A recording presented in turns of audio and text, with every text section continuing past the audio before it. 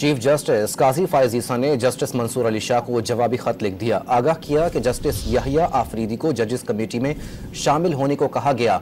माजरत पर chief justice Aminuddin को शामिल किया गया।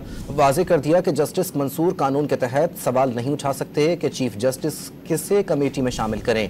जस्टिस मंसूर ने प्रैक्टिस एंड प्रोसीजर कमेटी इजलास में शिरकत से इनकार करके जस्टिस मुनीब अख्तर को कमेटी से अलहदा करने पर सवाल उठाया था।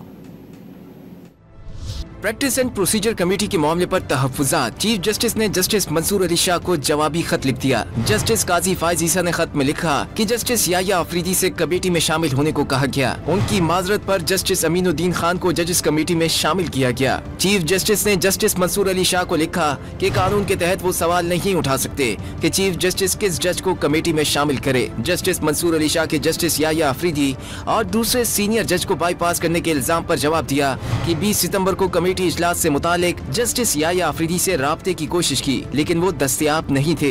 जस्टिस अमीनुद्दीन खान ने जजेस कमेटी में बैठने पर रजामंदी जाहिर करते हुए अपनी लाहौर रवानगी मुलतवी कर दी। चीफ जस्टिस ने जस्टिस मंसूर अली शाह को मुखातिब करते हुए लिखा कि आपने कमेटी में अदम शिरकत के लिए चीफ जस्टिस ऑफिस को इतला नहीं दी। रजिस्ट्रार को कहा कि आपकी कोई और मसरूफियत है, कमेटी इजलास में शरीक नहीं हो सकते। आपकी अदम शिरकत के बायस कमेटी का जुम्मे का इजलास मुलतवी करना पड़ा। जस्टिस फायज का जवाबी खत में जस्टिस मंसूर को मुखातिब करते हुए मजीद कहना था कि आपने 2 दिन बाद लिखा कि कमेटी में इस वक्त तक शिरकत नहीं करेंगे जब तक आपके अल्टीमेटम पर अमल नहीं होता। तहम गुज़िश्ता रोज आपकी मौजूदगी में जस्टिस याहिया आफरीदी ने जजेस कमेटी में बैठने से इनकार कर दिया।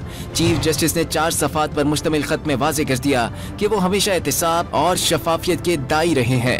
जस्टिस मंसूर अली शाह ने प्रैक्टिस एंड प्रोसीजर कमेटी इजलास में शिरकत से इनकार किया था और चीफ जस्टिस को खत लिखकर सदारती ऑर्डिनेंस पर तहफ्फुज़ात का इजहार किया था। जस्टिस मंसूर अली शाह ने जस्टिस मुनीब अख्तर के कमेटी से इखराज पर भी सवाल उठाया था।